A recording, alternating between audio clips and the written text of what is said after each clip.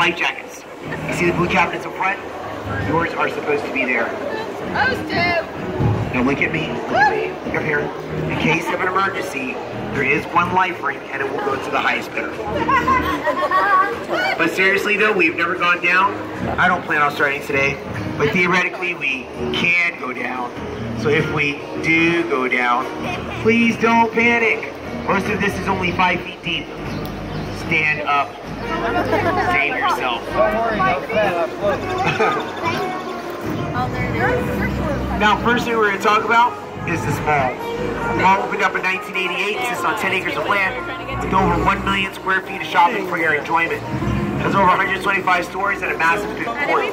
3 places to get pizza, 4 places to get ice cream, more carbs than you shake a stick at. This is not a place you want to come to if you're on a diet. Our mall is built with 65,000 square feet of panel glass. It is also home to one of the largest movie screens in the nation in the form of an IMAX. I don't know why I'm still doing a selfie. Now, as we exit out of this lagoon, we're going to be heading towards the natural course of the San Antonio River. Ladies and gentlemen, if for one moment you thought that the river naturally came to the mall, shame on you. But it is a real river. It goes all the way to the Gulf of Mexico. It is 136 miles long.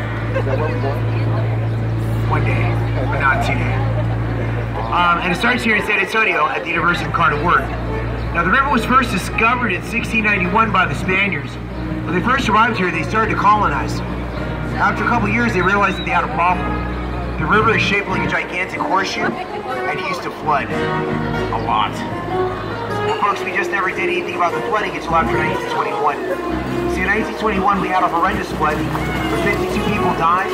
Hundreds went missing in 4 hours. When in 4 hours, the river went from here to 9 feet above street level. 52 people dead, hundreds went missing. In reality, we think over 250 people died. We just didn't have any bodies to count. So at that point, the city wanted better water management. But in 1941, we had the beginnings of the Riverwalk.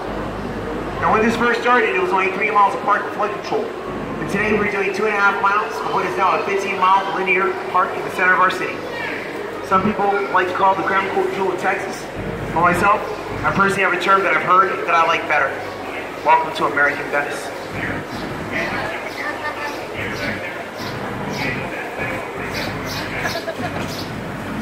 Now, as you come out from underneath this bridge, I'd like to draw your attention to our right-hand side.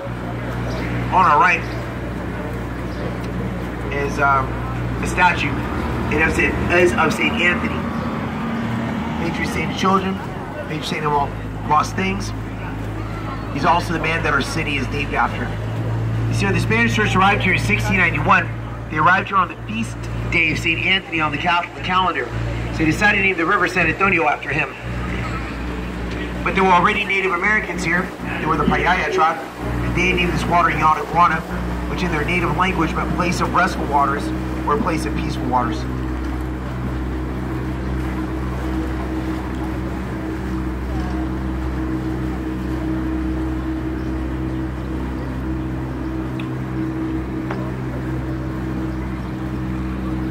Now, as you come around the bend, if you look out here to our right-hand side, you're going to see a steeple, then a church.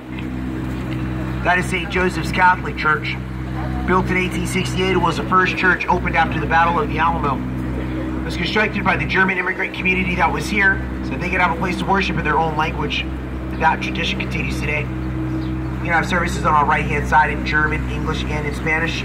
Every fourth Sunday, they have an all-German singing choir. If you want to find that church, it's not difficult.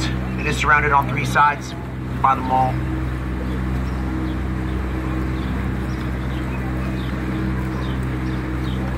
Now to our right and left-hand side are some vendors. This is the Riverwalk Arts and Crafts Fair. This doesn't happen all the time. This happens like once every 2 months. Chance for local artists to come out here and display their wares. You can buy all different kinds of stuff out here. Jewelry, clothes, knick-knack stuff. Now the reason why I talk about these guys is not because they pay me. I don't get any swag, I assure you. The reason why I talk about them is because of my grandma. You see, my grandma, when she was alive, liked to travel. And when she liked to travel, she liked to buy her favorite grandson, this guy, t-shirts. The same t-shirt. My insert person went to insert place and all I got was the size of the t-shirt.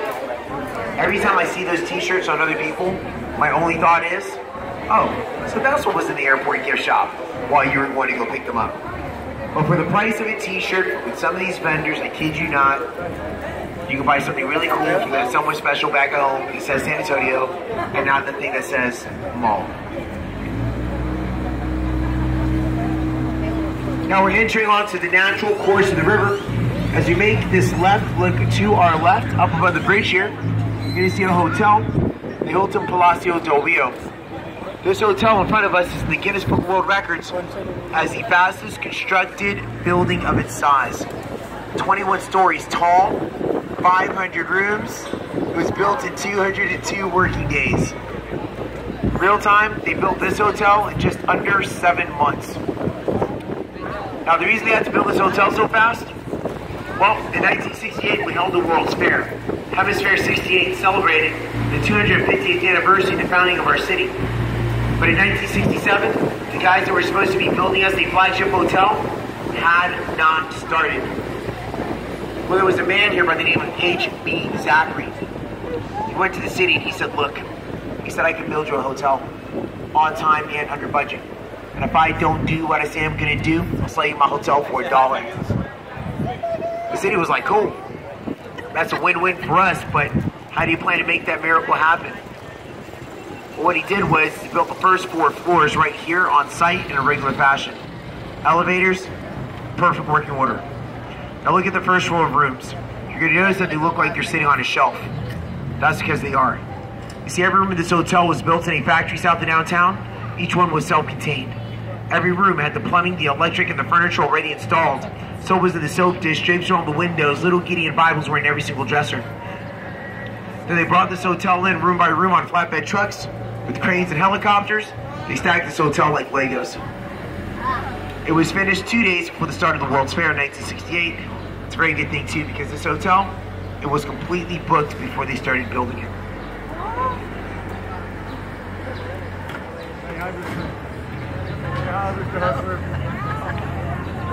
Now past the hotel on our left-hand side is an area that we call La Vita, Little Village Spanish.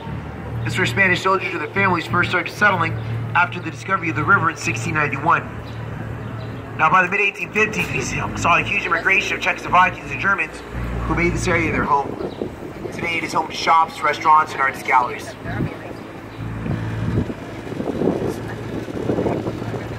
Now the crown jewel of La Vita is this open-air theater that we're coming through. This is called the Arneson.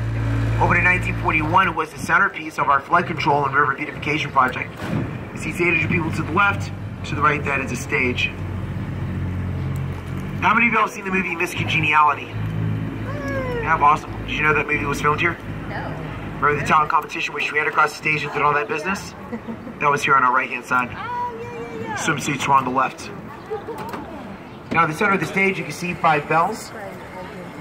Those 5 bells are dedicated to the first 5 Taco Bells that were opened up in San Antonio, Texas. That's not true. Those 5 bells are actually dedicated to the missions of